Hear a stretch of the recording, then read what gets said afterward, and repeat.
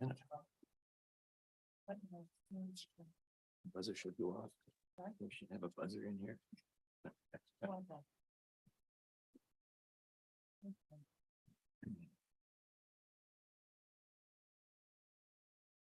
Good afternoon and welcome to the Committee of Adjustment hearing for Panel 1. We are a City of Ottawa quasi-judicial tribunal that holds public hearings to consider Planning Act applications, including minor variances to the zoning requirements and consent to sever land. Our hearings are now in person at Ben Franklin Place, 101 Centerpoint Drive. We also enable remote participation by video conferencing for our registered speakers. We are live streaming on YouTube today, and the video will be archived and available for future viewing by the public. My name's John Blatherwick. I'll be chairing today's hearings, and you can address me by name or as chair. With me today are my fellow panel members, Arto Keklikian, Sharon Liquier, and Julianne Wright. The procedure for the hearings will be as follows. Listed on the agenda and appearing on screen from time to time are the applications we'll hear today. For the sake of efficiency, we may deal with agenda items in a different order. Panel members have reviewed the planning reports and any written submissions in support or in opposition to each of the applications. Today, we will hear any oral submissions relating to the applications. As part of the statutory public notification requirements, each applicant was required to post a sign on the property in question before the hearing. They also had to confirm in writing that they did so, or they'll need to swear or affirm an oath today that they fulfilled the sign posting requirements. And we have one application for 107 Pretoria, where we'll have to administer the oath. All the other applicants have conformed. The panel may ask for a brief presentation of an application, followed by questions for the applicant and city planning staff. We will then hear from members of the public who have registered to speak, and we may also have questions for them.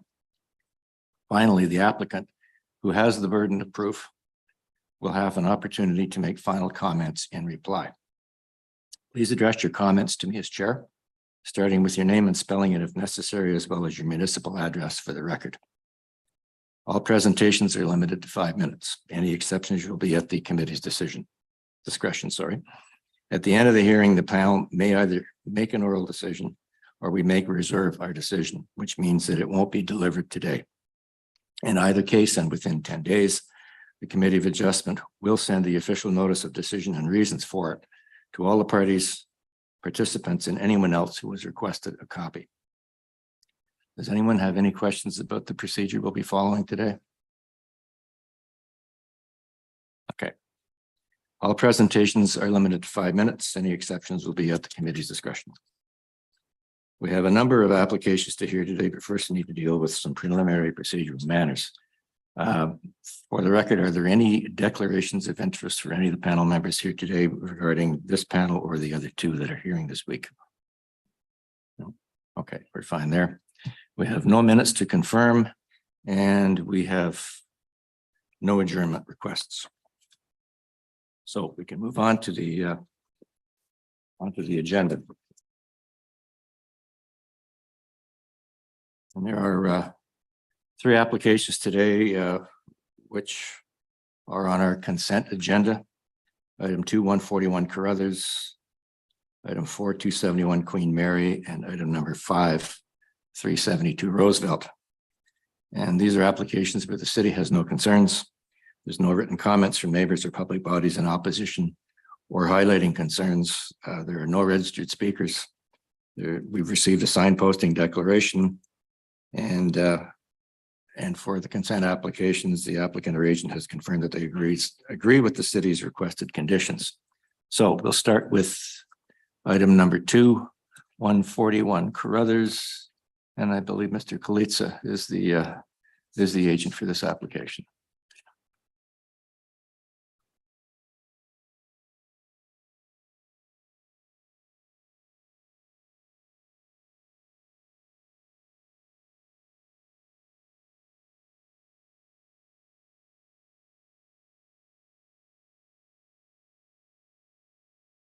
Are you there, Mr. Kalitsa?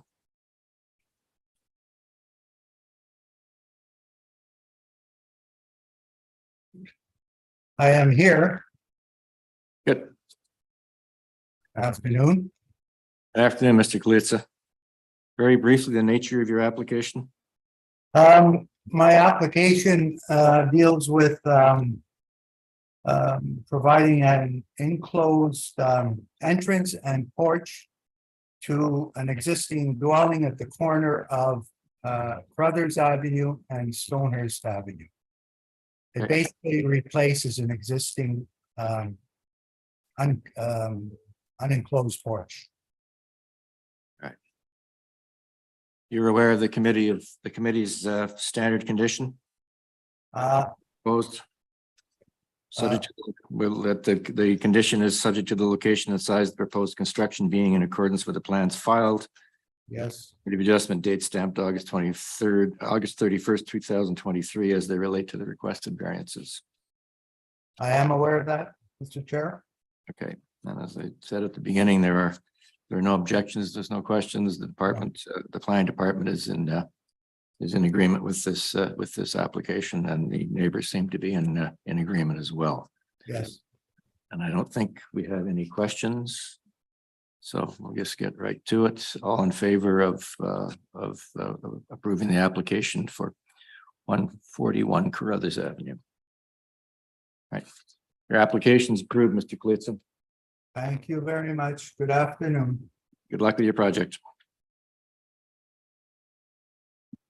Next application on the consent agenda is item number 4 on our agenda, which is for 271 Queen Mary Street. And the agent for the application is Mr. Segreto. Good afternoon, Mr. Chair, committee members. Mr. Segreto, as you know, as we've noted, you're on the consent agenda list. Very briefly, the nature of your application. Basically, what we have here, Mr. Chair, is we have an application for consent to sever. There's an existing semi that is presently under construction. Therefore, we want to have the 2 separate parcels so we can have separate ownership for each parcel of the newly created semi-detached. Okay. And you're aware of the standard conditions, tree planting plan, independent storm and water services, the joint use and maintenance agreement, and a grading and drainage plan? I am. Okay, and the standard committee of adjustment conditions, registered reference plan confirming frontage and lot area of the severed lands, and electronic registration and preparation documents for certification of official. Yes, I am. Okay. Are there any questions regarding this application from members of the committee? No. So in regards to the application for 271 Queen Mary Street, consent to sever, all in favor of the application?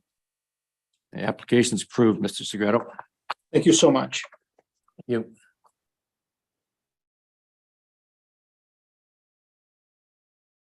The final item on the consent agenda today is item number 5 at 372 Roosevelt Avenue. And this is another consent application to subdivide a property into 2 separate parcels of land to establish separate ownership for each half of the property. And the agent for this applicant is Mr. Monzajeb. Is he there?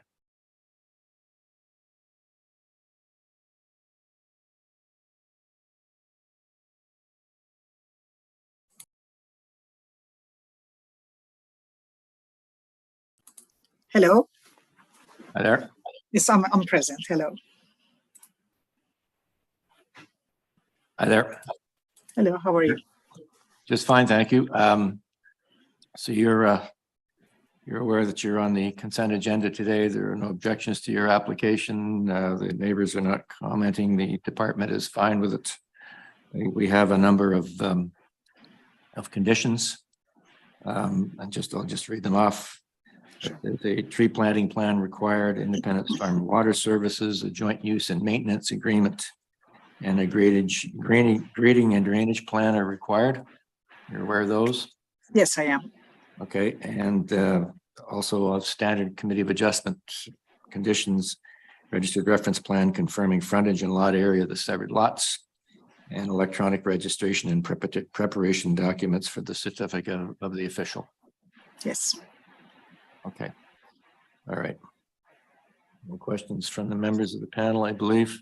All right. So in the matter of 372 Roosevelt Avenue, consent to sever, all in favor of the application for consent? Okay. All right. Your application's approved. Thank you very much. Have a good day. You're very welcome.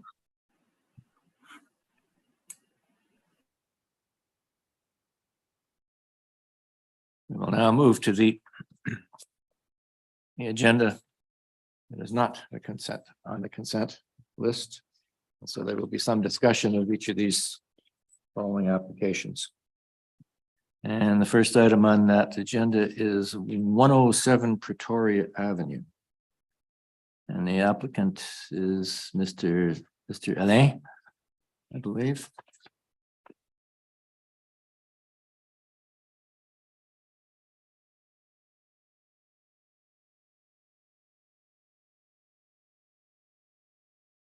Good afternoon, Mr. Chair. Just a minor clarification. Alain is my last name and Scott is my first name. I believe it was recorded incorrectly, but it happens often. It's no problem, just for information purposes. And I'm also joined here today by Kevin Fagan. He's a representative of GBPA Developments, which are the applicant in this case. Okay. I'm the agent. As I said, I'm Scott Alain, Photon Consultants. Happy to provide a presentation or answer any questions. Thank you. Yeah, well, first we have to do the oath or solemn declaration. As you are aware, do you solemnly swear or affirm that the notice provided by the committee was posted at the property to which the application applies for the prescribed number of days before the hearing as instructed and was clearly visible and legible during that time? Yes, I swear. Okay. So this is an application to permit a third-story addition at the rear of the existing office building. And I think the committee would like a brief presentation on this as we have some questions on this application. Sure. So please proceed. If the coordinator could kindly put up the presentation I've prepared, I'll obviously try and move through it fairly quickly in the interest of everyone's time here. Yeah. I'll just wait for that to go up.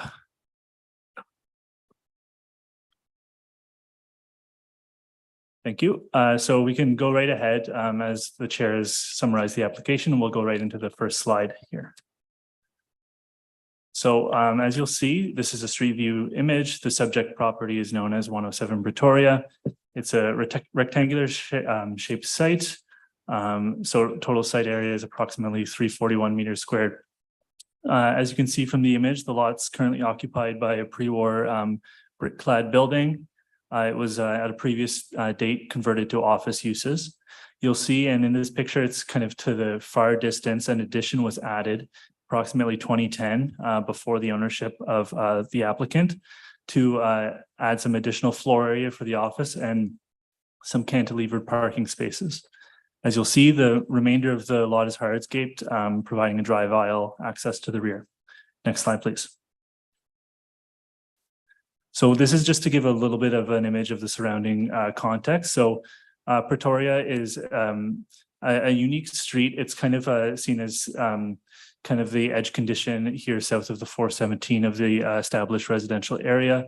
You'll see to the north is a 7-story mid-rise apartment building. You have additionally scaled uses to the east.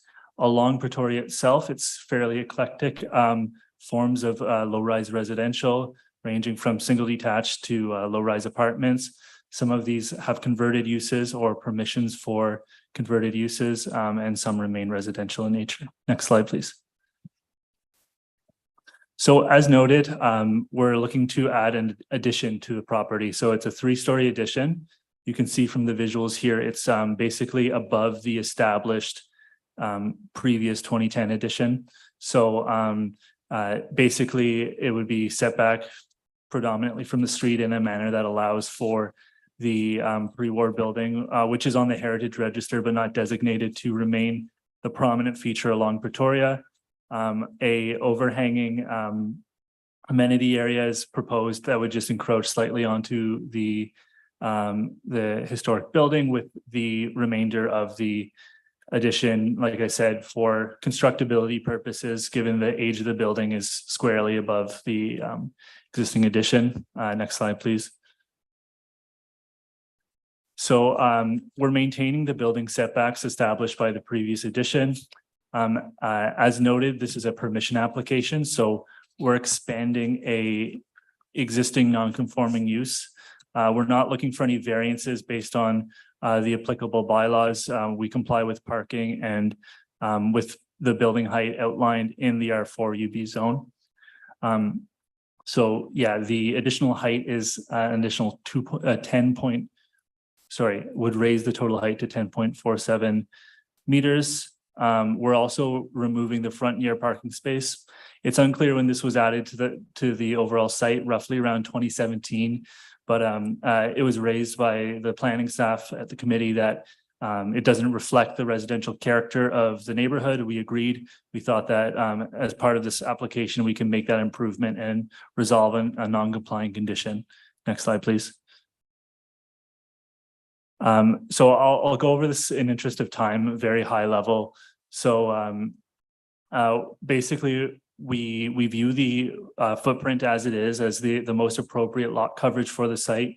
We don't think it's appropriate to expand that lot coverage. However, given the scale of the height permitted in the zoning, so for example, up to 11 meters is permitted for an apartment building, we viewed around 10.5 for a office addition to be appropriately scaled. It allows the business to take place on site. It fits into the neighborhood designations direction for 15-minute neighborhoods that employ a mixture of uses within an urban area. I'll just go to the next slide, please.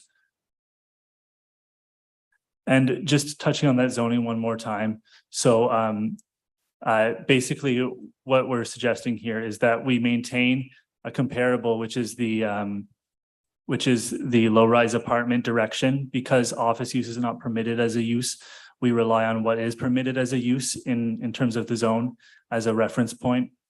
So we also reflect this lot area. We also reflect this lot width, and the building setbacks obviously would be non-complying. No part of this proposal would seek to move any of the heritage or addition aspects. So just if I'll take the next slide and I'll wrap up. I see I'm out of time here, if that's all right with the chair. Please proceed. Thank you. So again, what we're serving to do is reflect a use that is shown in the neighborhood. So just 2 properties to the west, there's also a building on this street that is permitted for office. The use has been ongoing. North and to the west, GM is present throughout the block, which permits office as well and a variety of other uses. And as much as we can, we've done what we can to avoid impact on the street, public realm, and on the neighboring uses. So I'll leave it there. And if there's any questions, I'd be happy to answer them. Thank you. So as far as you're concerned, you meet the permission criteria? Yes. At all Thank you. That is our opinion. I think several members had a question. This is right, I believe. Just a question with respect to the rooftop terrace. I know that you're aware that a number of residents have sent in letters against this proposal. One of them sort of requested or highlighted the fact that they wanted to know a little bit more of the design treatment of the rooftop terrace. Can you just elaborate on that a little bit?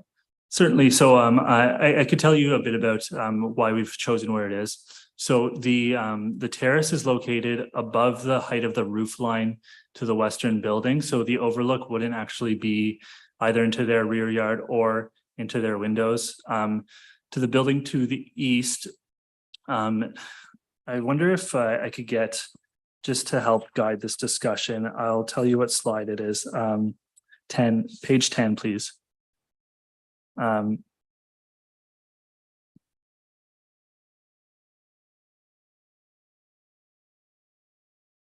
Well, I'll just continue speaking in the interim, but basically the terrace is located in a manner that that it's above the roof line of the building to the west, which on this drawing would be the bottom one.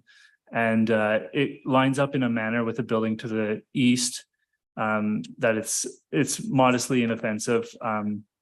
to that. And again, it's kind of centrally located within the lot otherwise in a manner that doesn't really or is optimal, I guess you would say, in terms of the surrounding uses. If your question is more of a nature of how will it be used, I would leave that to the applicant, but More just to confirm that the railings are going to be glazed, that kind of treatment is. Yeah. That's the intent. Yeah. Okay. Glazed, thank you. The railings will be glazed. It'll just be a deck on sleepers as to not obstruct the existing building beneath. And it's just used as an amenity space for the tenants, the users of the office, a place to have lunch, that sort of thing. Okay, thank you. Is that balustrade going to be opaque or clear? Is sorry, what going to be opaque? Is the balustrade going to be opaque or clear? Opaque. That does reduce some of the overlooking issues that could result from this being installed on the roof. Okay, Laurier, you had a question.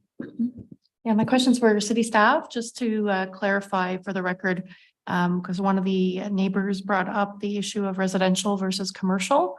I don't know if it's Ms. Linker or who else could be speaking to that, but just to clarify the zoning and why commercial is allowed in this area. Thank you for your question. Through you, Mr. Chair, zoning is not listed as a permitted use on this lot, or sorry, an office use is not listed as a permitted use on this lot. However, that is why the applicant is seeking permission to expand the legal non-conforming use.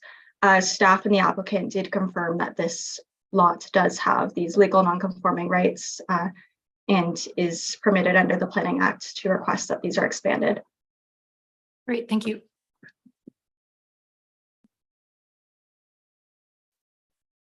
Mr. Scott, you're also aware of the letters from several of the neighbors regarding parking, Yep. traffic. That's correct. I'm happy to speak Respond. to that. Yes, if you wouldn't mind responding, please. Right, so I'll divide them into two considerations, with which both are worthy of discussion. And the first is some commentary on, the nature of who is using the parking, street parking, for what extent, whether there's legal parking, et cetera.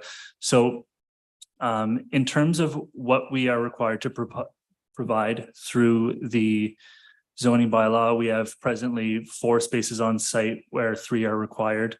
Additional parking is made available to employees of the building elsewhere in the neighborhood as applicable. And not to say that affects the merits of this application, but for context. As far as the civil nature of some of the concerns, I've raised it with the applicant, and perhaps you could speak to it, but he's not aware of this being related to clients of his or related to his building, and encourages that residents contact the bylaw with any illegal parking, as we're not here to propose or endorse that on the basis of our proposal. Okay, thank you. Any other questions from members of the panel? No. Okay. All right. You're aware of the committee's standard conditions? Yes. Subject to location, size of the proposed construction being in accordance with plans filed. Date stamped August 22nd, 2023. And subject to the location, size and use of the proposed construction being in accordance with the plans filed, committee of adjustment date stamped August 22nd. And restricted to the life and use of the proposed dwelling. Yes, that is understood. Thank you. Okay. All right. All right. Is there anyone either online or in the hall that wishes to comment on this particular application? Sir, please come down.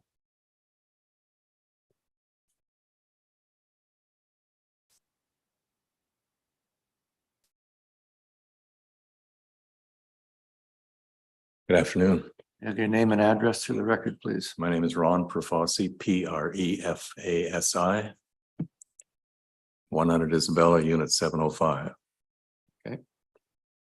Please. I wrote in a concern about the parking because at the present time, I don't know how many people work in that building, but they use the 4 parking spots underneath the building. And they own the building or part of the building next door. And the backyard has been paved and they use 4 parking spots there and 2 parking spots adjacent to that second building. So right now, 10 parking spots, plus often there's a JP Holdings truck parked on the road right straight across from us. And I'm wondering if already they're using 11 parking spaces, but there are only 4 on the property in question, on the applicant's property. How do they manage if they have more employees? Thanks for that question. Oh, Please. yeah, okay. You're welcome to go ahead. So presently, we do have the 4 underneath the structure, as you said, and we do own the property next door, and all those spots, with the exception of 1, are allocated to the full-time office staff. So I believe our count is around 11 parking stalls at the moment, and 1 will be removed through this application to return the green space. Of all the full-time office staff, they all have a designated spot. On occasion, we do have a JB Holdings visitor that may come by in the morning, but he does not park there or work out of that office full-time.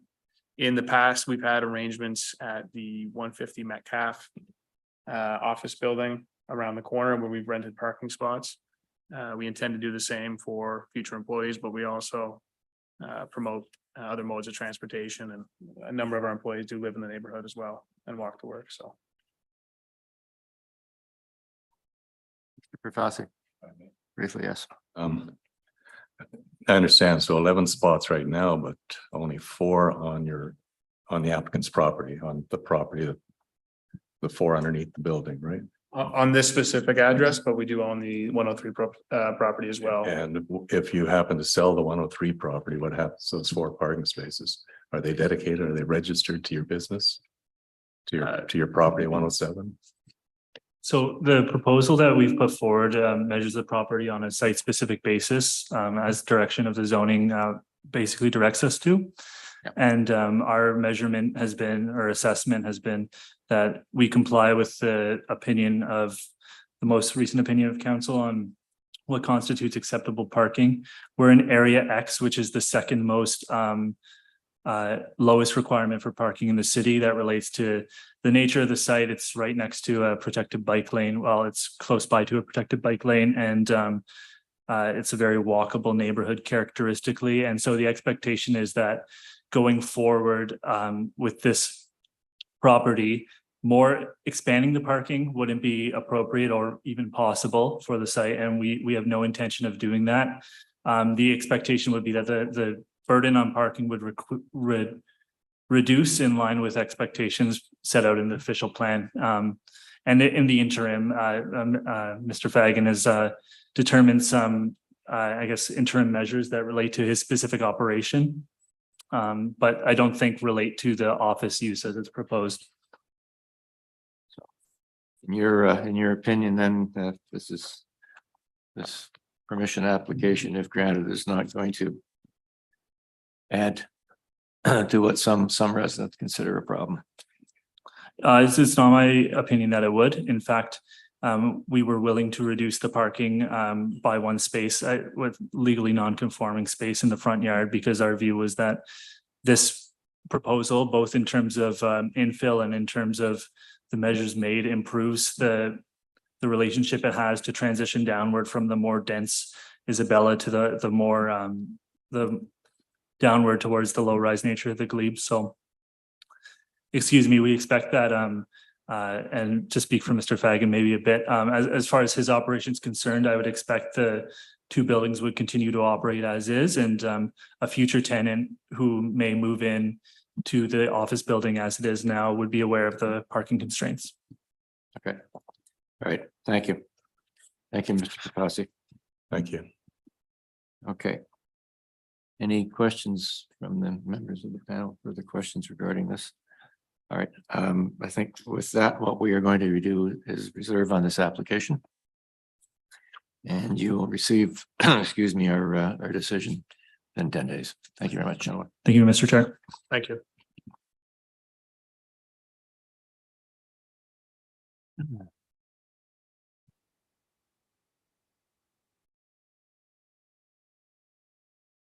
Next item on the agenda is 37 Kenora Street to permit a front-facing attached garages for the construction of a semi-detached dwelling. Mr. Jolliet is the agent for this application.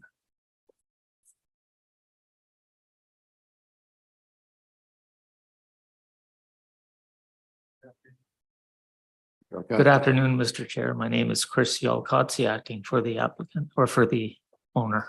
And your address for the record, please. 51 Rothwell Drive, Ottawa. So, Mr. Jolliet, briefly, please. Okay, could you put the presentation up, please?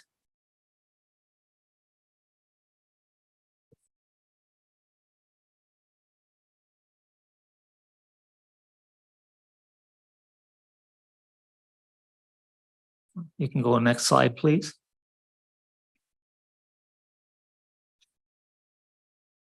The proposal is to have a front-facing garage on a semi-detached building in a neighborhood where this street in particular does not warrant or permit a front-facing garage under the streetscape character analysis. What you see here is the building inserted into the Google Earth. So it gives you some notion of the scale of the building. The scale of the building is completely compatible with the existing neighborhood. Next slide, please. This gives you shots of the street as it currently stands. Next slide, please. This is the overall broader neighborhood. So out of the streets in the larger circle, two of those streets would comply with the front-facing garage with a streetscape analysis, character analysis, and two of them don't. So it's kind of split in terms of what streets would permit a front-facing garage and what streets would not. And in this case, this street does not. Next slide, please. Interestingly enough, the subject property is actually surrounded by three properties that already have front-facing garages. So the immediate vicinity of this particular property has three front-facing garages, one a single-family home and two semi-detached. So in total, four front-facing garages. So this adds two more. Next slide, please.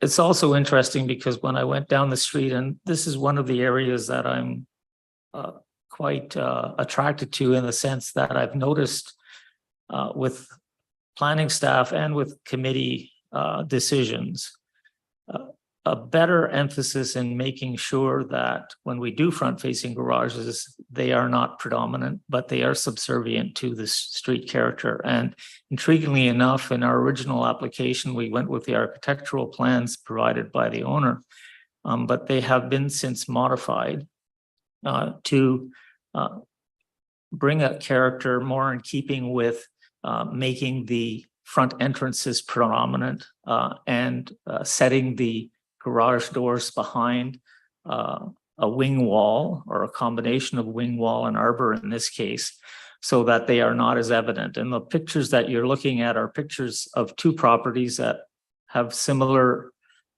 character. And as you can see that the entrances tend to predominate over the garages in terms of the streetscape. And in addition to that, the entrances are all fairly close to grade. So they're not several, like 5 or 6 or 7 steps up. So in all of those cases, what we're doing is we're really maintaining that connection between the entrance of the building, the predominance of that entrance to the street, and the recognition from a wayfinding perspective that that's the front entrance of the property. As part of this consultation with the community, we flyered the neighborhood. As you're aware, there's a series of letters of support. They're listed there of all of the neighbors that support this design that we have here. Next slide, please. So in talking about the general compliance with the zoning bylaw. The intent of the bylaw is being maintained by creating a design where the garages are subservient to the main entrances of the property. So from the perspective of does the building create undue adverse impact, I would argue that they do not create undue inverse impact on the property, on the streetscape, and that they are fully in compliant with both the official plan, the zoning bylaw in the sense that semi-detached units are permitted in that zone, and with provincial policy from the perspective of infill development in existing urban neighborhoods. Thank you. You're also argue that this is a desirable addition to the neighborhood. Yes, it's a desirable addition in terms of the design of the project and also in keeping with the intent of the streetscape character analysis. Yeah, and we note that there are seven letters from residents on file in support of the application. You're These correct, people Mr. seem to Chair. live within very close proximity to your site. Correct, Mr. Chair. Okay. The planning department is not in support of the garages. Ms. El Khatib, please.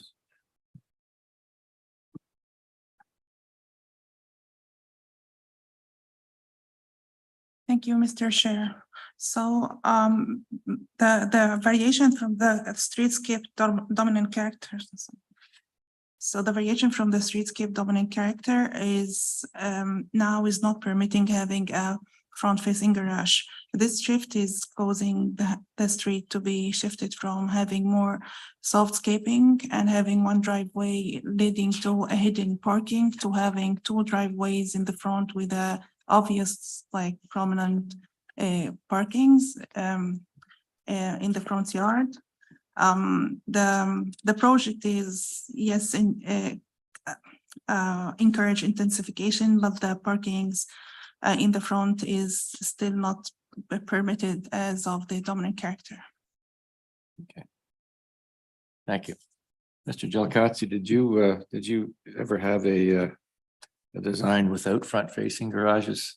Excuse me, Mr. Chair, I didn't understand the question. I said, did you ever have a design that you showed to neighbors that showed this semi without front-facing garages? And I guess that'd be the cantilever design that the city approves of. Yes, Mr. Chair, there was a design completed and actually a building permit applied for. With that design, I would argue that that places the two driveways on either side of the property at the property line. The design that we currently are looking at has the driveway centered on the property. In terms of the amount of green space that's created, there's actually more green space created overall than that traditional design. And in addition to that, of course, and this is where most of the neighbors and neighborhood concur, is that there is storage space in the garage for the purposes of the kinds of things that we usually see. And you'll see that there's actually across the street of this property, there is a property that has a driveway all the way back to a new semi-detached with a driveway all the way back to a garage, and all of that is asphalt. So we have significantly more softscaping and than they do from that perspective. Okay. Thank you. Ms. Lekwe, you had a question. Yes, thank you, Mr. Chair. I was just curious. I noticed in your application on page 7, a different design than what was in your presentation in terms of just the front door. Can you speak to that change, please? Yes, Mr. Chair. So that was the original architectural design. And so it was actually swapped out. So the actual plans that you have from the architect have the old entrance design on them still. And that's why we submitted the new entrance design that you saw at the first page of this application and of this presentation. It's also actually embedded, and I can't remember which page it is, embedded in my planning rationale, the new design in the part that provides a description of the design.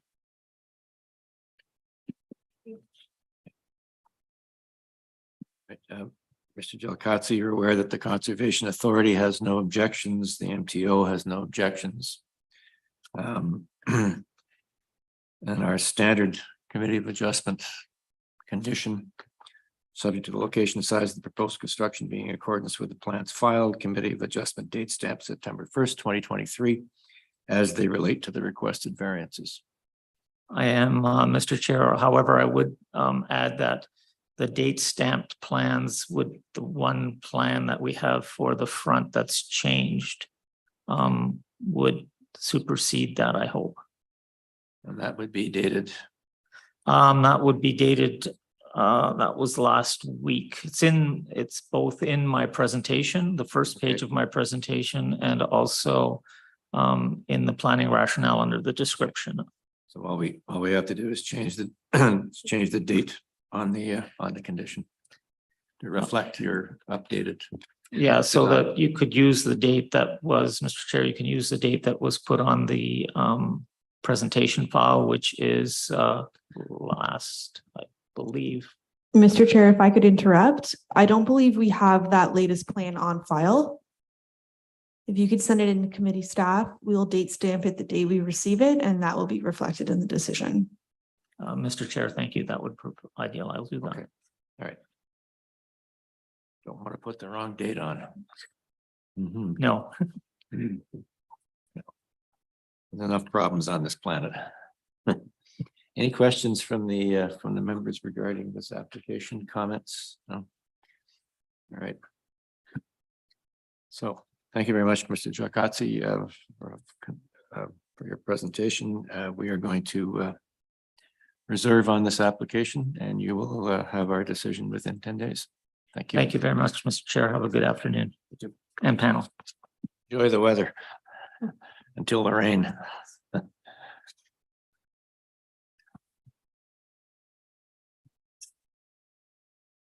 Now move to item 6 on the agenda, 89 Richmond Road. And this is an application to construct a 6-story, 19-unit mixed-use building with no residential or visitor parking spaces. And I have Ms. Simpson and Mr. Bede. Good afternoon, Mr. Chair and committee members. I'm joined today with my colleague Tim Bede on behalf of our client to remove both residential and visitor parking requirements on site. Happy to provide a presentation if requested. Yeah, if you wouldn't mind. Yep, And for sure. the company's address for the record, please. Yeah, it's at 396 Cooper Street, Okay. Suite 300. Right. Okay. And I'll just wait for that presentation. Just before you start, there was a site plan approved in 2019. That's correct. Okay. 2020, May 2020. All right. And the site plan that we have in our package is the same as was approved in 2020. I believe it's the updated site plan. Thank you, Tim. Thank you, Mr. Chair. The site plan, which was submitted as part of this application, reflects a modestly updated version that was approved. We are in talks with the city planning staff at this time for the potential process that might be required to revise the site plan agreement, likely through a red line agreement. It's the changes that have been proposed are minor in nature, mostly impacting the massing of the building in terms of some step backs and some landscaping elements. They do not impact unit count and or the application for relief from parking that is presented to you today. So have you been assured by planning staff that the modifications to the site plan are not going to result in further variance requests for this committee? Thank you, Mr. Chair. Yes, not to speak for them or on behalf of them, but through our conversations, they have agreed that the modifications are minor, again, in mostly in terms of massing and aesthetic elements of the building, and a little bit relating to the landscaping in the rear yard, none of which would result in any additional minor variances required for this site. Yeah, and that's the kind of assurance we need to hear. All right, please proceed. Okay, thank you very much, Mr. Chair. If you can skip to the next slide, please. So some site context, we have a rectangular vacant site with frontage on Richmond Road, approximately 372 square meters in lot size. Next slide. You can see the site context in Richmond Road with mid-rise apartment buildings, street parking, and sidewalks on both sides of Richmond Road. Next slide, please. Richmond Road's designated an arterial road within the official plan and is located on a transit priority corridor. Next slide. As mentioned, it's located within 600 meters of Westboro BRT station and within 900 meters of the Tunney's Pasture LRT station, making this a walkable transit supportive destination. Next slide. In the secondary plan, the maximum permitted height for the site is between 4 and 6 stories. And next slide, I'll get into the application overview. In December 2019, both OP and zoning bylaw amendments were approved by City Council to remove parking requirements, along with addressing specific building details. The initial approval referenced a 6-story, 14-unit mixed-use building with 497 meters of commercial area. And as mentioned, site plan control approval was granted in May 2020. The new proposal consists of a 6-story building, mixed use, comprised of 19 units with 482 meters squared of commercial area. There remains no vehicle parking, but there are 22 bicycle parking spaces at a 1:1 ratio on the ground floor. Next slide, please. The minor variances requested remove both residential and visitor parking requirements on site, as the unit count has increased from 14 to 19. And since the previously approved zoning referenced the 14-unit total, none not considering visitor parking requirements, as visitor parking previously was not required, the proposed minor variance now will address both. I want to highlight that this change deviates only slightly from the parking requirements under exception 2601 of the bylaw, which facilitated the previous iteration of the project with no parking provided. Next slide, please. So quickly, the 4 tests. The proposed development maintains the general intent of the official plan. Next slide. As it's a Main Street corridor supporting a high density development with a mix of uses, close and with street transit service. This establishes the 15-minute neighborhood vision. Next slide, please. It maintains the general intent of the secondary plan, as the proposed development maintains the height of 6 stories, conforming to the maximum permitted height for the property. Next slide. Maintains the general intent and purpose of the zoning bylaw. The purpose of this previously approved zoning provisions relates to minimum parking minimums of the subject site, which is maintained, as the previous review process already determined no off-street motor vehicle parking is necessary. Next slide. And it's appropriate for the development and use of the lands, as it contributes to intensification goals of the TM zone by promoting compact mixed use development, a reduction in parking, which supports cycling and pedestrian use, and provides residential density in a community well suited to accommodate growth and promote multimodal transportation opportunities. Next slide. And finally, this proposed minor variance is minor in nature. Under the existing zoning provisions, as mentioned, the project is already exempt from providing parking. The extra parking required due to the proposed additional 5 units would require only 4 spaces total, including resident and visitor parking. So the change in unit count is a normal evolution of a project as it adapts and responds to market demand. And the slight change in commercial and residential space is resulting in this minor variance does not affect the surrounding community. I'll also note that in other recent approvals with similar reductions in parking requirements, the provisions have been written to state that no motor vehicle parking is required without having applied the strict unit count to this condition, which allows for more flexibility in the development process. The continued elimination of parking doesn't affect the overall character of the neighborhood, as the existing character supports sustainable modes of transportation. It doesn't produce adverse impacts on the public realm, nor to adjacent properties. Thank you very much, Mr. Chair. Thank you. Well timed. You're getting good at this. This is my first time on the record. I'll take a speed reading course. You're aware of the Building Code Services outstanding orders to comply. Thank you, Mr. Chair. Yes, we are aware of those previous And orders.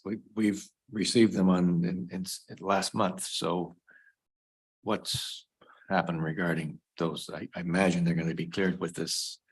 Yes, so those will be addressed. The property owners were here previously. They send their regrets that they had a previous obligation, but they are well aware and working to address those orders. Okay. They were issued 3 years ago.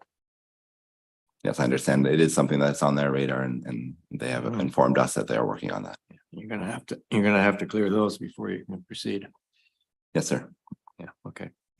You're aware of the standard committee of adjustment condition, subject to location and size of proposed construction being in accordance with plans filed.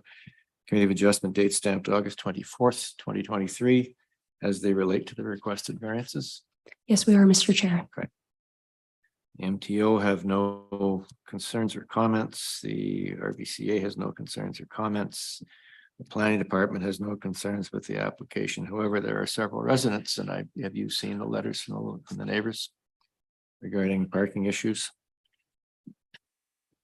Yes, we have, Mr. Chair. Okay, and if you'd like to comment on their concerns, if you wouldn't mind. As was stated in the presentation, Mr. Chair, we believe that the application, as was previously approved through OPA zoning and site plan, fully considered the development of the site without the provision of off-street motor vehicle parking. The modest increase in units does not change that, and the community is well situated to accommodate development using multimodal forms of transportation that aren't as reliant on personal vehicle use. And we believe that this slight change in the zoning provisions to allow for zero parking for both resident and visitor, which would only result in 4 extra parking spaces, does not result in any adverse impacts on the surrounding community regarding parking or transportation demand management. My understanding that it's pretty standard in TM zones, TM zones in the city to have no parking requirements. Yeah, I think that is correct, and Mr. Chan, and certainly a trend that we're seeing within the city and moving towards reducing or removing minimum parking requirements here in Ottawa and throughout other North American jurisdictions. However, that still won't make the neighbors very happy because, 19 units, somebody comes to visit, where do they park? And I realize that we're not going to deal with that. We can't deal with that here today because it's not before us and it's in a TM zone, but this is becoming a pretty standard response with the reduced parking requirements of the city of Ottawa. Anyway, that said, okay. Any questions from the members regarding this application? Is there anyone in the hall who would like to speak to the application? Please come down, ma'am.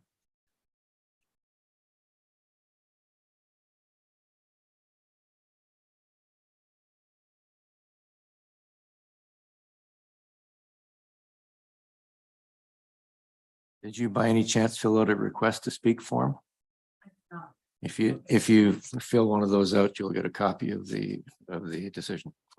So you can deal with these folks over here. Your name and address for the record, please. My name is Isabelle Pouvier, and I'm the resident directly behind the building. So Okay. 94 Mills Avenue. Okay, please. I'm not sure if this is the correct venue to mention this or not mention this because it's not parking specific. So is this only in regards to parking or is it in regards to the application itself? Well, it's an application, and it's an application for a variance to parking. So please proceed. Okay, I had submitted paperwork in the past and I had actually been working with the developer. He had come onto my property. So the main issue here is that my property, who's directly behind it, I'm actually 8 feet below them. So we actually have a series of retaining walls. And this was never mentioned in their application or their proposals. But then they contacted me directly and then they said, we can work with you and come up with a plan. So I had agreed to this. But then they started coming onto my property, like unlocking my back gate and coming into my yard and doing surveys without my consent. So I was a little bit taken aback, I guess, but I figured this is the process, and I communicated with them. And then they said that they would get me to communicate with the owners. And then in 2020, in April, I had asked for an update because I hadn't heard from anyone in a while. And then they said that everything was on hold, and I haven't heard from them since. And the reason why I'm concerned is because there was a fire at this location, at their location on 89 Richmond, and it caused a lot of water to come onto my property, and it caused extensive damage. So since then, I guess I'm a little bit concerned as to where the water is going to go, what the retaining wall will be, because it turns out that our property, there's a retaining wall, there's two retaining walls actually. It's not straight. So they own half and I own half. And we never actually discussed how this was going to be resolved. And I didn't know that there was a variation submitted in May of 2020. It may have been my omission potentially, but I just haven't reviewed anything. So I came here today just to see what's going on and to submit that I have concerns because my property is lower. I've already had damages, significant damages because of water, and also to find out what will be done with the retaining wall. Well, the city has a property standards bylaw, which very clearly states that you are not allowed to drain your property onto your neighbors, period. Mhm. It's unequivocal. So, Mr. Bede, your neighbor directly behind the property as an issue.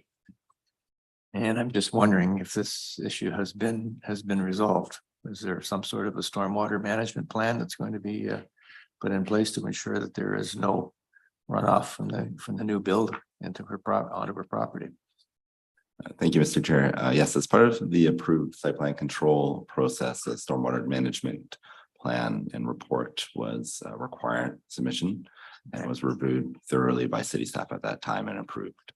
It's on record to be adhered to throughout the use of the property after development. Unfortunately, the existing condition of the lot and previous historical issues that may have occurred through mismanagement of water, whether through stormwater management or other sources of water, wouldn't have been addressed through the site plan control process, but will be moving forward as the development comes online. We can also pass this information along to the property owner. I think so that they are aware. probably best for you to talk to these folks in Fulton and or the property owner.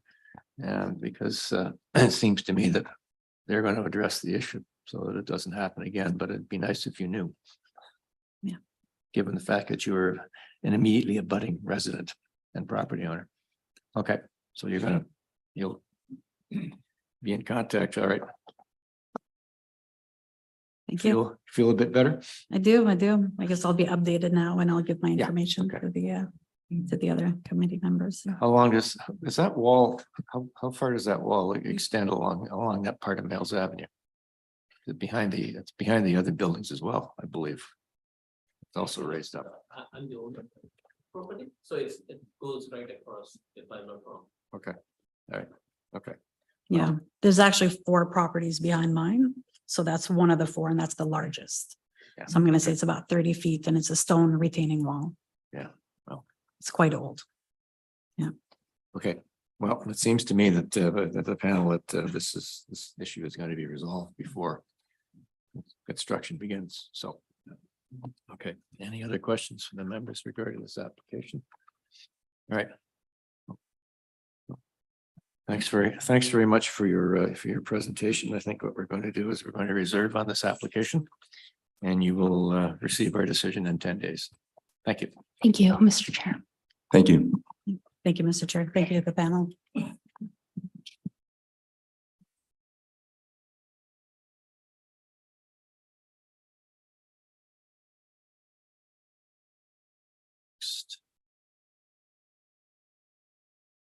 Next application on the agenda is item 7, 360 Laurier Avenue West. This is an application to permit a reduced percentage of commercial uses at grade, reduced drive aisle and parking space widths, reduced vertical clearance in a parking garage, and no bicycle access aisle for the conversion of the existing office building into a mix of residential and commercial units. And the agent for the applicant is Ms. Tavares. Is she there? Hello, I am here. Your address for the record, please. It's 209 Oak Park Boulevard in Oakville. Okay. All right. If you'd like to make a brief presentation to committee regarding your application. Yes, please, Mr. Chair. Good afternoon, committee members. My name is Josie Tavares. I'm the applicant for the property known as 360 Laurier Avenue West. So CLV Group Developments, alongside a larger ownership group, are converting this former office building into a residential rental building. As we all know, sort of the downtown Ottawa is rapidly changing. So the federal government has made it clear that it'll be disposing of a large chunk of their office inventory in Ottawa. And this is really due just to a shift in the workplace dynamics. We know that, the hybrid and work from home model is becoming increasingly popular. There's a growing concern for the number of vacant buildings and what this will mean for the downtown moving forward. At the February 22nd, 2023 City Council meeting, a motion was carried to support office to residential conversions to respond to the challenges in the downtown and to meet residential growth targets. The variances requested today are mostly to legalize existing conditions, as the building had a whole set of different provisions to comply with at the time of construction. The zoning bylaw has since evolved, and therefore we're seeking relief on the drive aisle widths, parking space widths, bicycle parking aisles, vertical clearance in a parking garage, and a reduced percentage of commercial uses at grade. Most of these variances are very difficult to alter due to the fact that we are working with an existing building, but there are two that I would like to address. We are seeking a reduction in the required percentage of commercial uses at grade. The intent of the bylaw will still be met. There will be 2 retail spaces flanking the building and the residential entrance, and then you'll have the remaining frontage along Laurier, which will be activated with amenity area. So this will create that animation that the bylaw is seeking. As for the bicycle parking aisles, I do want to be clear, we do meet the minimum required bike parking in the bylaw, but given that this building is in the downtown and we've been working with planning staff on our site plan application, we just wanted to encourage active transportation. So we're proposing bike parking directly in front of vehicle parking spaces in the underground garage. These spaces will belong to the renter of that vehicle parking space. And we really feel that it's a good solution to adding more bicycle parking in a building where, again, we're limited with space and we're not expanding. With that, we just want to be part of the solution here to bring more housing to the market. We're reducing waste by utilizing the existing building and ultimately looking to bring vibrancy to Ottawa's downtown. If there are any questions, I would be more than happy to address them. So regarding the variances, all but variance A reflect an existing condition. So you just the new variance is the amount of commercial space at grade. Okay. And I think the department has a comment on that. Ms. Linker, are you there? Good afternoon. Yeah. Okay. So the department's position on this application regarding the reduction of commercial space at grade. Thank you, Mr. Chair. Staff have no concerns with the reduction of commercial space in this zone. Can't hear you very well, Ms. Linker. My apologies. Staff have no concerns with this variance to reduce the amount of commercial area in the zone. The applicant has expressed or reiterated that the intent of the zoning bylaw is still met, as well as through the official plan that's still met, to still have direct interaction with the street and active street frontages, which staff that meets the intent of the zoning bylaw and the official plan, and staff have no concerns. Okay. All right. Thank you, Ms. Linker. Any questions from the members of the panel? Yeah. Mr. Kirklikian, please. Thank you, Chair. Mr. Tavares, I'm glad you mentioned the parking, the cycling aisle issue, and because I had a question about that, I wanted to get a better understanding of what that meant. So is it fair then to say that you're relocating the existing bike parking rather than removing bike parking? Through you, Mr. Chair. So the commercial building actually, in fact, had no bicycle parking. So we will have some on the ground floor. There will be some in the underground parking garage, which has that 1.5 meter drive aisle that's required. So we do meet the required minimums. We just want to go above and beyond. And so we're providing in front of the vehicle parking spaces, additional bike parking spaces as well. Right. So the removal of the bike aisle, access aisle, means that you're not discouraging the cycling aspect. That's what I wanted to understand. Correct. Sorry. Okay, great. Thank you. And Mr. Tavares, I'm just wondering, there's a site plan application file for this redevelopment? Through you, Mr. Chair, yes, it has been, and we are close to completion. Okay, so you're at the point where there's given assurance that there won't be any further variances needed? That's correct, Mr. Chair. Okay, that keeps us happy. Me too. Yeah, everybody's happy. All right, you're aware of the standard committee of adjustment conditions that we're going to impose if we approve. Yes. So to the location and size of the proposed construction being in accordance with the plans filed, committee of adjustment date stamp September 6th, 2023, as they relate to the requested variances. And secondly, subject to the location, size, and use of the proposed construction being in accordance with the plans filed, committee of adjustment date stamp September 6th, 2023, and restricted to the life and use of the proposed building. Or proposed dwelling, pardon me. You're aware of those? Yes, Mr. Chair. Okay. All right, there's, you've heard from the department isn't fully in support. There's no objections from the River Valley Conservation Authority or the Ministry of Transport for the province of Ontario. So with that, no further questions from the panel. I think we'll thank you for your presentation, and we are going to reserve this application, and you'll hear from us in 10 days. Thank you very much. Thank you. Okay.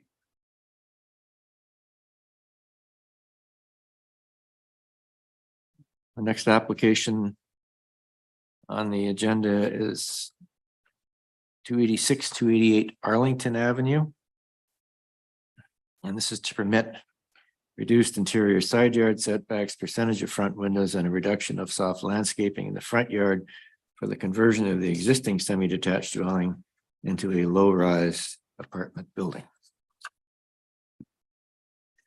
Good afternoon, Mr. Chair, members of committee. My name is Brian Casagrande. I'm a partner with Foten Consultants. I'm joined today virtually by my colleague, Erica Beasley. Erica is in our Toronto office, but she worked on this file with me. So I'd like to give her the opportunity to present, and then I'm here to answer any questions. Okay. Beasley, please proceed. Thank you very much. Hello, Mr. Chair, and hello to the committee. And I would like to say that we are also joined by our clients, Ethos Developments. So we have Adam and Jennifer Sarumi, who are online with us as well, to listen in and potentially answer questions. If I could get our presentation put up, that would be great. Okay. And just for the record, there's an amendment to the application needed, and I think we can do that here. The agent's requesting a revised variance for the increase in landscape area as a result of relocating the bike parking to the rear yard. And so the amendment would read to permit a reduction of soft landscaping in the front yard to 23%, whereas the bylaw requires 40% of the front yard setback to be soft landscaping.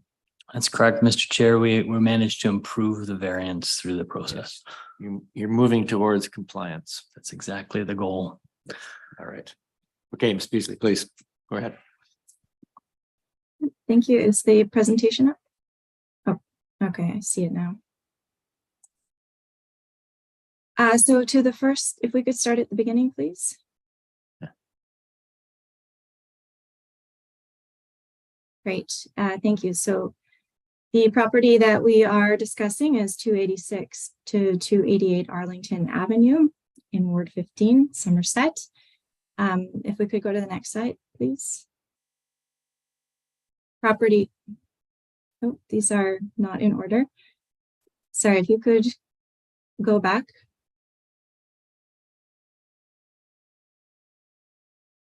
Next slide, please. And next slide, please. I'm not sure what's going on. Could we have the next slide, please?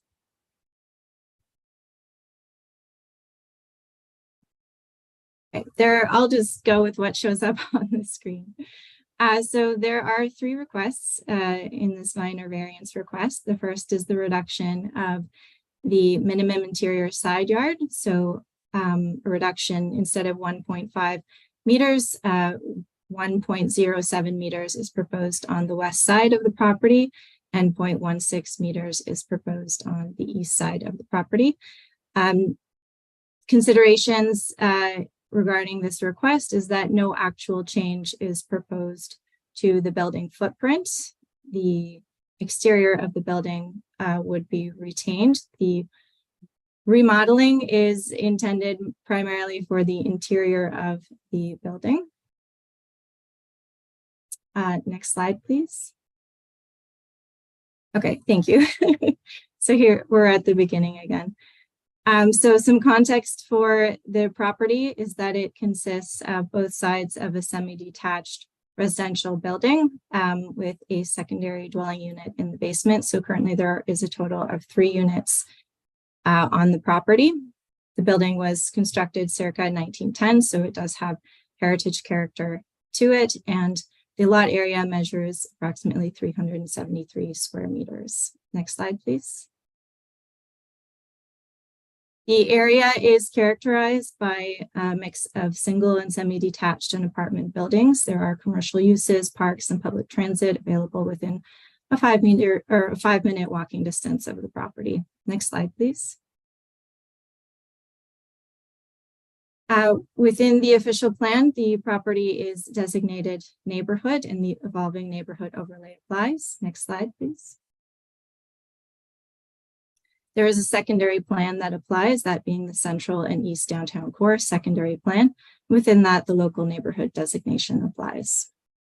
Next slide. The zoning of the property is residential 4th density zone, and the mature neighborhoods overlay applies. Next slide. So the purpose of the application is essentially to remodel the existing building on the property. This would result in the creation of a low-rise apartment building with a total of 6 dwelling units. This is considered a conversion in the zoning bylaw, and the requirements of the higher density use apply. 3 minor variances are requested, and I will go through each of these variances in the next slides. Next slide, please. So the first was already mentioned. There's a reduction requested to the side yard setbacks. Next slide, please. The next request is a reduction to the 40% minimum required soft landscaping requirement. And as mentioned, we have amended the site plan to reflect a 23% soft landscaping versus the 11% that have been advertised in the original notice.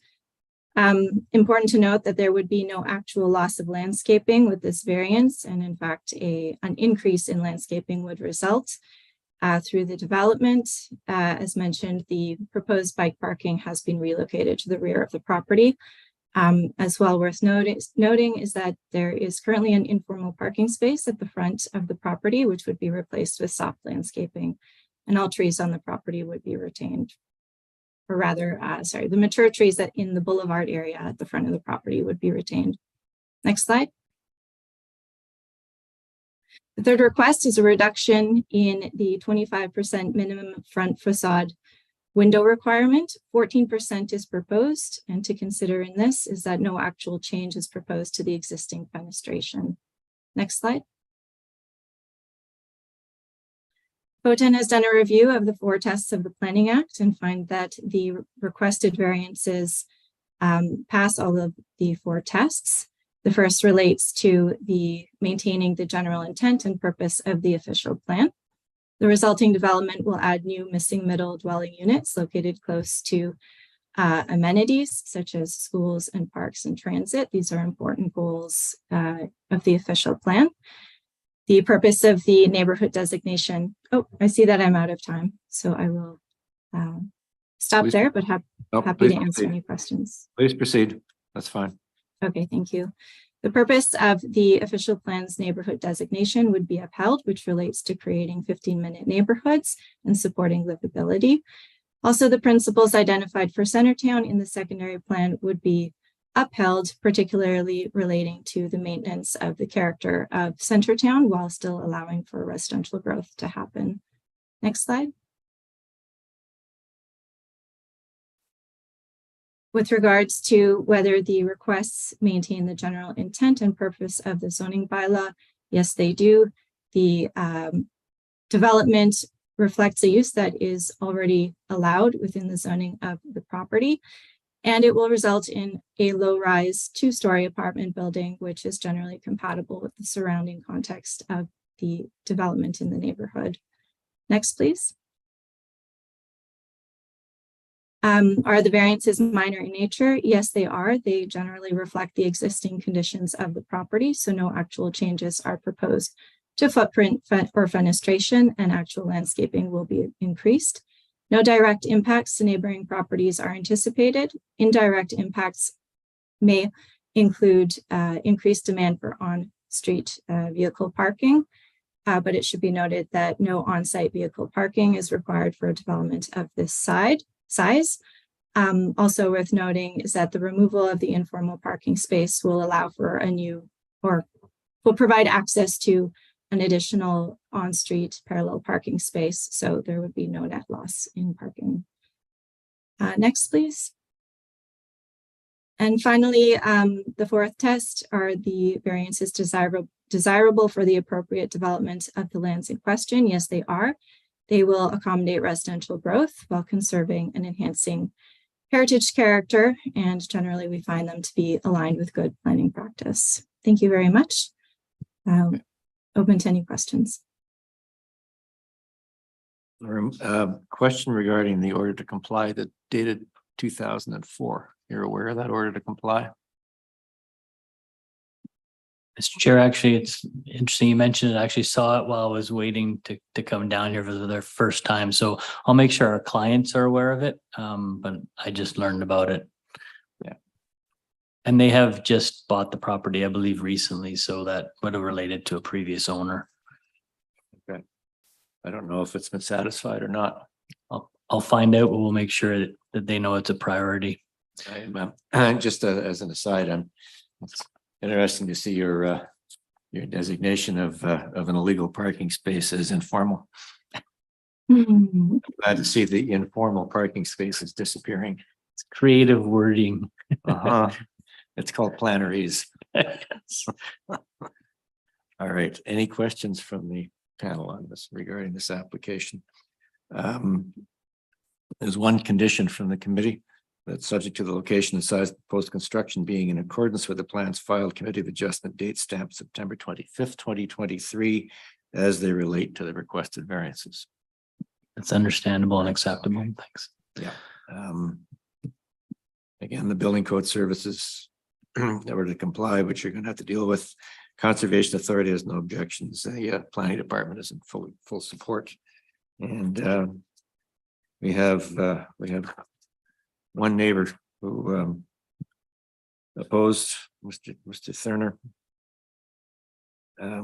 Lack of adequate parking, soft landscape, an inadequate amount of soft landscaping.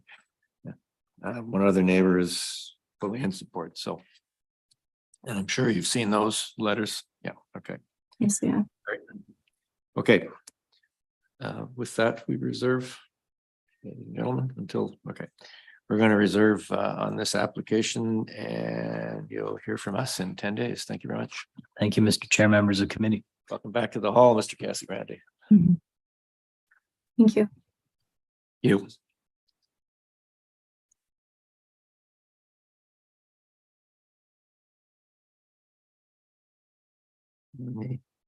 Excuse me, the final application on the agenda today is for 96 Jolliet Avenue.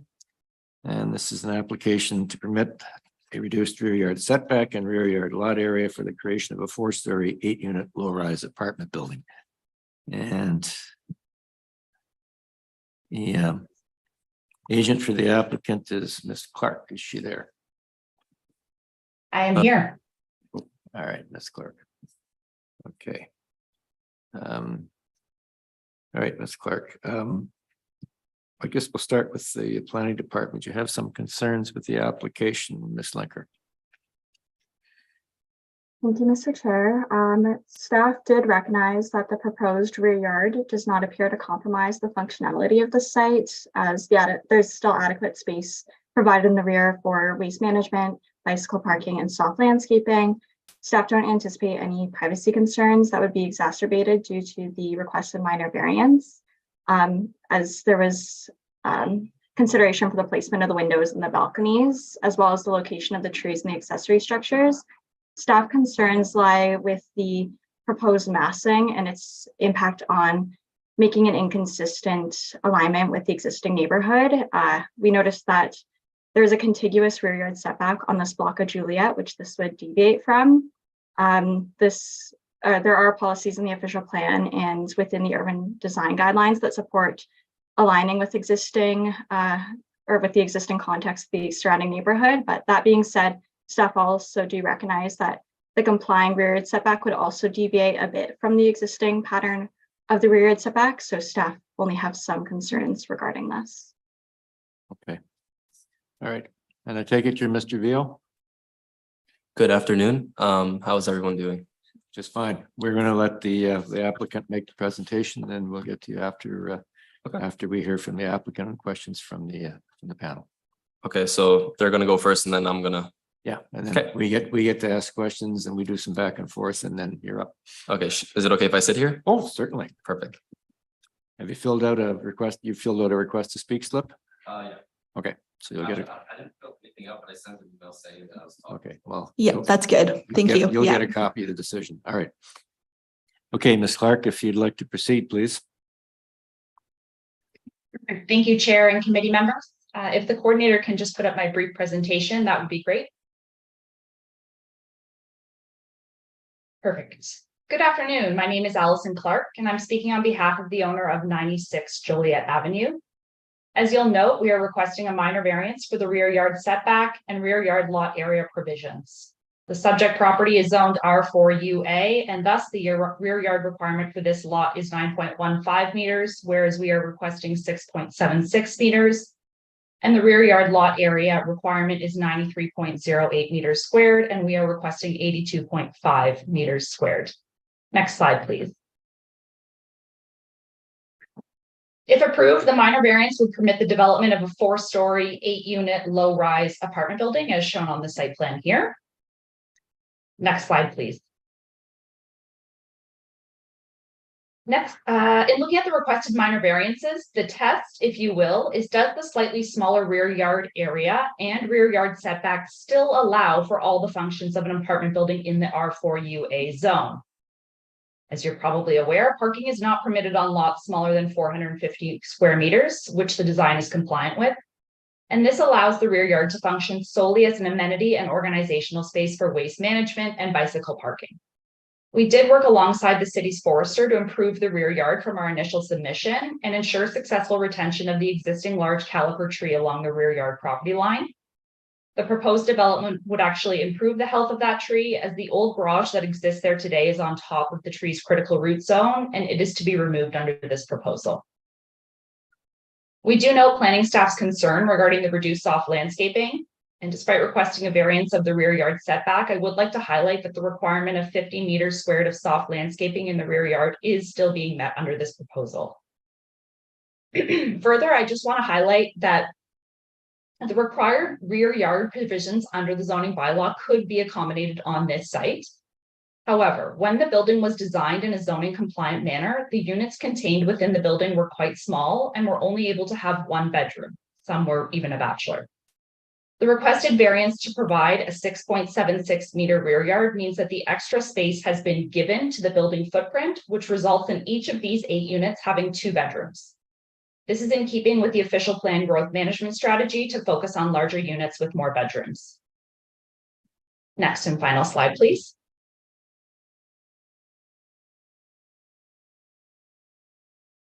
Finally, we did review the detailed comments and drawings submitted by our direct neighbor, who I see there today.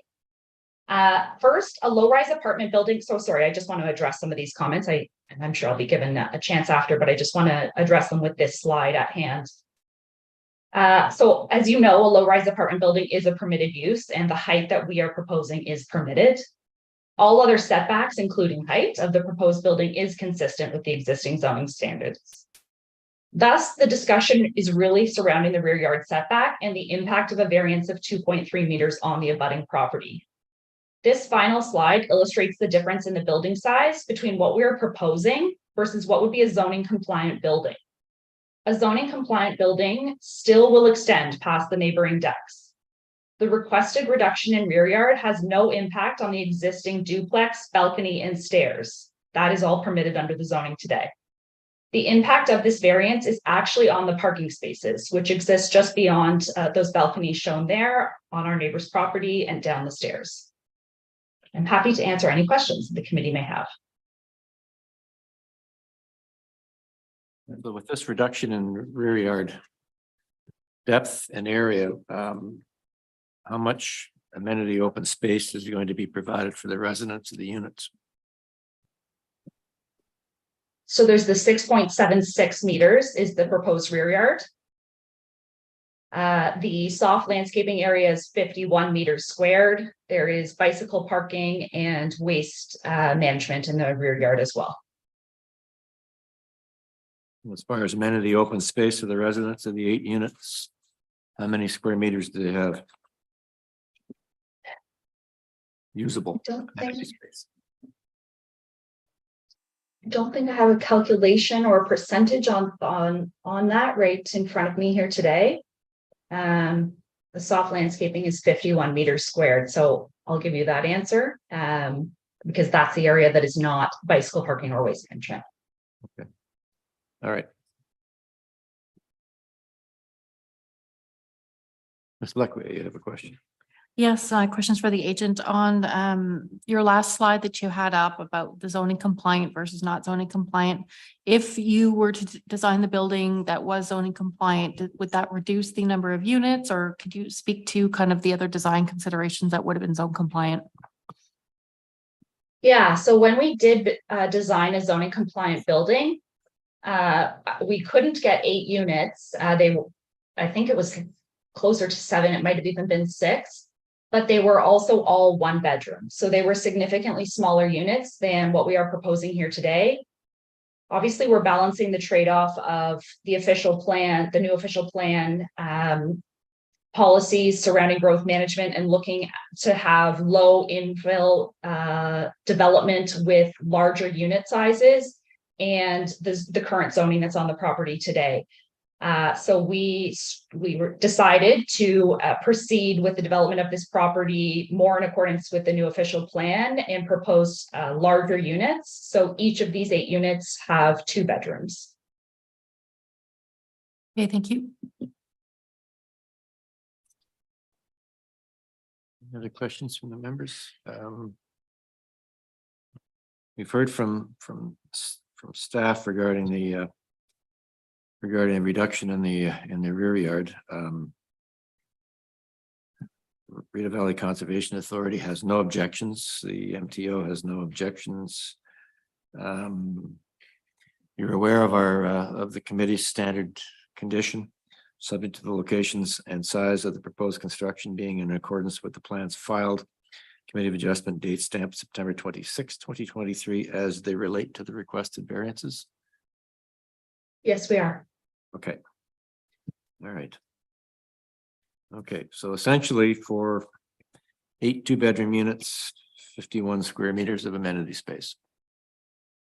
In the rear yard. In the rear yard, yeah. Okay. All right. There have been, well, one resident who has filed a letter of support, and we have with us today Mr. Vio, who lives next door to your project site, who is not in support. So, Mr. Vio, for the record, your address? It's a $100. Okay. If you'd like to articulate your concerns, please. Okay, hi, I am Charles Vio, son of property owner Robert Vio and Andre Legault. Robert and Andre have owned the property at 100 Jolliet Avenue for over 30 years and have recently turned the existing home into a new residential duplex. When brainstorming for this build, we wanted our building articulation to blend with the developing neighborhood. The building height, on-site parking lots for tenants, and basic backyard amenity spaces were all things we seriously took into consideration. Contrarily, the proposed low-rise apartment complex set to be built at 96 Jolliet seems to be completely out of place. So in the 96 Jolliet cover letter, the Sterling Group notes the proposed minor variances are desirable and will have little to no effect on the adjacent, how do you say that? Okay, properties. The requested variance is minor in nature and will have no impact on said word properties. And as shown in the community context section above, several of the surrounding properties are developed in a similar manner to what is proposed, multi-unit low-rise developments. After speaking with the local community, I have found that the homeowners surrounding 96 Jolliet disagree with these inaccurate statements. The proposed four-story low-rise will encroach on the quality of life of those living around the property in question. So with the rear yard setback / rear lot area variance, the new building, which is twice the height of the majority of the buildings surrounding it, stretches 30 feet longer than our 40-foot long newly built duplex at 100 Jolliet. The same concerns arose consistently as I spoke to the community of Beechwood. Major concerns were about the loss of privacy and loss of sunlight. As of now, I have over 15 people that have signed a petition form to prohibit the variance for this project to maintain the cohesion of the neighborhood. So for privacy, the neighboring properties on the west, south, and east side of the building will be getting stripped of their privacy due to the sheer size of the building and close proximity to the Sterling Group wishes to achieve with their variance. The homeowners wishing to unwind after a long day by gardening, lounging in their backyard, or using their swimming pool will lose that sense of comfort in those seemingly intimate areas. And for the sunlight, since the proposed residential building is twice the height of the surrounding homes, the shadows created by the absence of sunlight will be an issue that the immediate neighbors will notice. The community will ultimately lose natural lighting, passive heating, the luxury of sunsets, and gardening. These points are also supported with the CAD drawings and renders I brought to the presentation. So in conclusion, we firmly believe that this building receiving such a variance will impact our quality of life, as well as set the precedent that it is okay for other developers to come here and build similar projects. It is a beautiful building. However, I feel like it does not belong in a family home setting such as this. Could I have access to the drawings, please?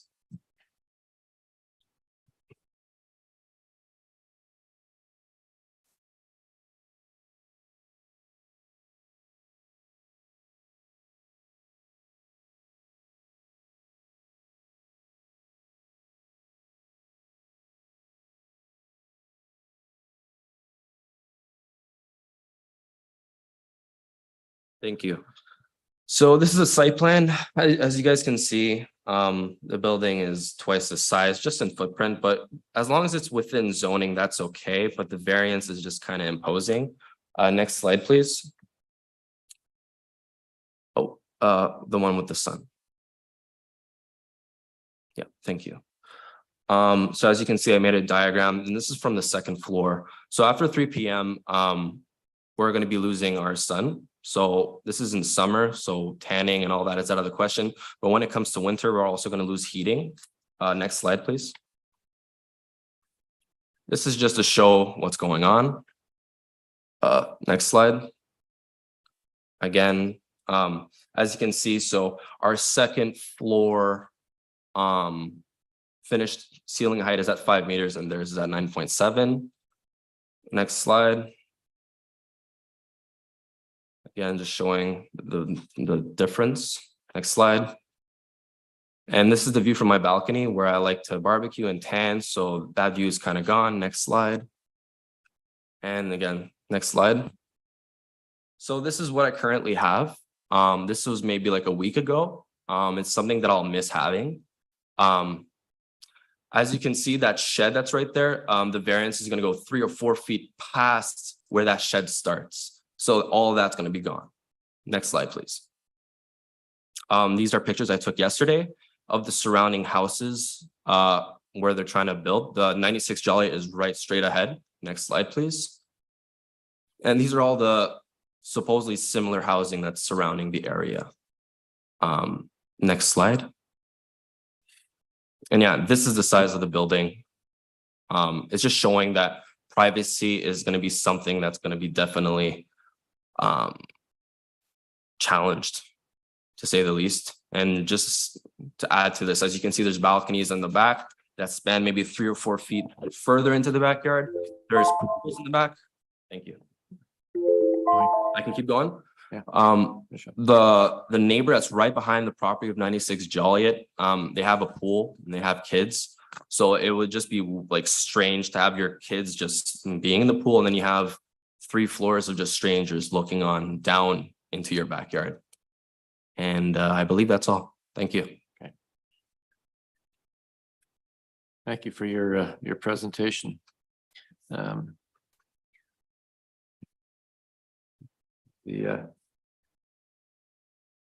Ms. Clark, do you have a response to the neighbors' concerns? First, I would like to thank him for the detailed drawings. It is extremely helpful. However, a lot of the comments are almost as if they are comparing no development on this site to what is there presently. And unfortunately, as of right under zoning, we are permitted to build a low-rise apartment building and we are permitted to build the height that we are proposing today. My 4th slide showed it, but the difference between what we are proposing and what is permitted is a matter of 2 meters and change. And that variance is really affected, or the area that is most affected by that variance, like I said in my original statement, is the parking spaces that is at the rear. I understand that the view is going to change from the 2nd floor balcony, but it would anyhow under the present zoning if somebody was to build a zoning compliant building here today. That's not going to change under what we are proposing, nor would it change, as I said, if it was a zoning compliant building. So just to highlight that the affected area, again, where the 2.x and change meters difference variance that we're requesting is really affecting the parking spaces that are at the rear of his property. The sidewall windows on the 1st, 2nd, and 3rd floors, what rooms do they illuminate? Those are living spaces. Okay. All right. And the balconies come out how far in the rear? 2.5, what is permitted under the zoning. That could be 2.2 in fact. 2.2 meters. We had a discussion with Margot about that just last week and submitted revised drawings to make sure that the balconies were shown as zoning compliant. And the balustrades of those balconies, are they opaque or clear? Opaque. Opaque. Has the applicant considered putting privacy screening up along the sides of both of those balconies to afford a bit of privacy to the neighbors on both sides and behind? Yeah, I think that's definitely something we would consider and would benefit all neighbors, right? So I think that's a great recommendation and something that we can consider for sure. In the recent past, this committee has asked for and applicants have agreed to put a 2.1 meter privacy screen along the sides of the balconies and make sure that the balustrades are opaque. It reduces loss of privacy and on neighbors. I mean, you've got people living in bungalows who are now going to be looking at a 3-story wall of windows and balconies at the back. Right, understood. We would be open to that if the committee would impose such a condition. Well, or you could talk to the neighbors and just make those changes in good faith. Yeah, absolutely. All right. Okay. And I guess I have one question. And I think you've answered it. I was going to ask you, well, if this is a new build, why can't you comply with the bylaw? And I think your answer is basically that you wanted to provide 2-bedroom apartments rather than 1-bedroom apartments. Yeah, that's exactly it. When you look around this area for rent, it's predominantly 1-bedroom apartments. And we're trying to bring an additional offering. And in keeping with the official plan growth management strategy, this area is primed for 2-bedroom and larger apartments, excuse me. So although it's 2 meters, it significantly changes the unit configuration inside the building. And thus we're requesting the variance to permit those 2-bedroom units. All right. Thank you, Mr. Clark. Any other questions from the members of the panel? You want to reserve on this? I think. Yeah. All right, we're going to thank you very much for your presentation, and Mr. Vio as well, and thank you for the drawings, very helpful. What we're going to do is we're going to reserve on this application, and you'll receive our decision in 10 days. Perfect. Thank you so much. Thank you. Thank you. Thank you very much. And with that, that concludes this session of the Committee of Adjustment for the City of Ottawa. Thank you very much.